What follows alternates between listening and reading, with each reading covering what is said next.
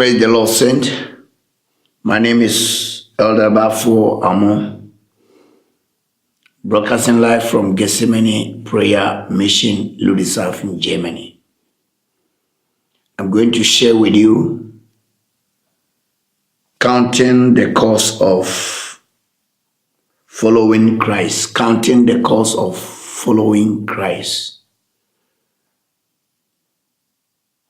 If somebody becomes a born-again believer and decided to follow Jesus Christ as his personal savior and to become a disciple, the cost you need to count, because you will not get things smooth sometimes. There might be some challenges. There might be some persecution. There might be some suffering. There might be some pains. And you need to be informed so that if all these things are coming upon you, you may realize that it is the work of the enemy to oppose you, because the gospel is always under attack, because it's the true word. It is the word that changes people. It is the word that makes people repent. And it is the word that gives people life. And it is the word that will take people into eternal life. So anytime a child of God decides to preach the gospel, you must be ready that you will not get everything smoothly. It doesn't matter how much you've been anointed. It doesn't matter how you break the word. But you must be aware that there are some costs you may need to count. These challenges, sometimes one may come from the government. Sometimes the challenges may come from a natural response, and sometimes possible pressures, and sometimes needed truth. Sometimes you need to preach the truth, but there will be some oppositions, and if care is not taken, and if you are not aware of what is going around you, you end up stop preaching the true gospel. That's how people begin to dilute the gospel. But this is the time that we need to preach the true gospel without diluting it. Because the Bible says the time is at hand. And this is the end time. And in this end time, I must assure you, no believer will get it easy. But because the grace is enough for us to make it, we need to resist opposition. We need to resist distraction. We need to resist pressure, so that we can preach the true gospel. Let me take you to the book of Matthew, chapter number 10, and verse 18 to 19. And it says,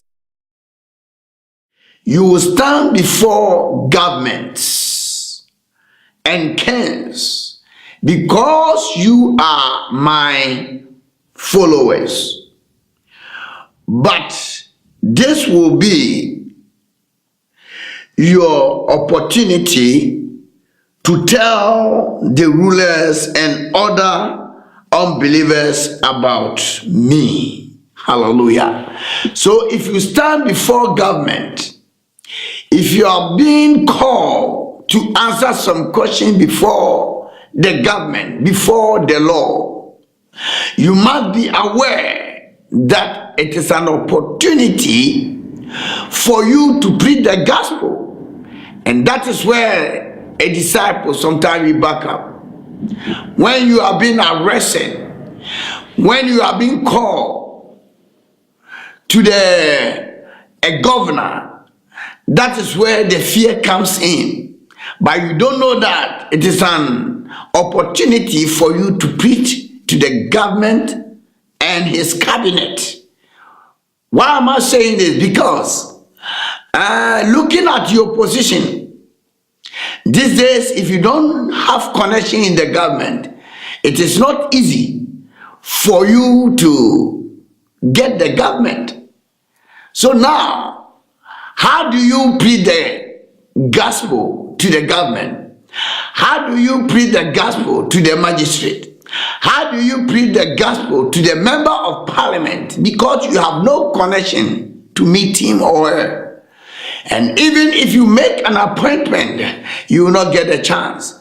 So the day that you will be reported to the governor, the day you have been called to the governor, take it as an opportunity to preach the gospel to him.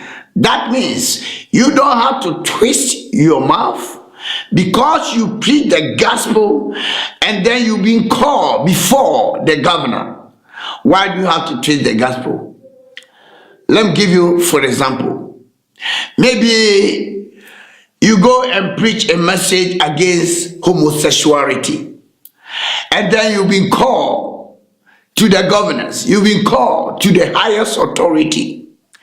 It is this time that you stand by your word, because that gospel is not your gospel. You came to meet it, you didn't write it, your father didn't write it. You came to meet that gospel. So not until they can throw away the gospel, not until they can take your Bible, or they can collect all Bible, or being a governor, passing a law that nobody must read the word of God, then that is an opportunity to open your Bible and show them where the Bible said homosexuality is not good and it's an abomination. And by so doing, they will know that you are preaching the gospel of Jesus Christ. Hallelujah. So anytime you've been called to the bar, anytime you've been called to the governors, anytime you've been called to the authorities, you stand by your word, open the Bible and preach it to them. It doesn't matter whatever you go through, it is the gospel. People suffered for the gospel. Some were beheaded, some were stoned. But in our time, it looks as if things have become so easy for us, and because of the pressure and because of some one or two accusations, some people have backed down. But this is the time you have to arise and preach the gospel. Hallelujah. Let me add the verse 19. The verse 19 says, when you are arrested, don't worry about what to respond or what to say. God will give you the right words at the right time. Hallelujah. When you are being reported to the governors, to the authorities, the Bible said, do not think about what to say. God will give you something to say. The Holy Spirit will be your comforter. The Holy Spirit will be there to supply you with words. The Holy Spirit will be there to protect you. Child of God, I have come to revive your spirit through this word, that anytime you're called before the highest authority, remember this. Remember this. It is God who have designed and planned it. Take it as an opportunity to preach the gospel to them. Some people, because of the gospel, they end up in prison. And in the prison, they have been able to witness to the prisoners. And some of the prisoners comes out from prison being pastors. Some of the prisoners come out from prison being born again. Some of the prisoners come out from prison totally repented, because somebody was in the prison to preach the gospel to them. My brothers and sisters, I don't know what your challenges are, but there are some challenges that will come your way because you are preaching the gospel. Count it blessing. May God richly bless you as you continue to preach the true word. God bless you. Shalom.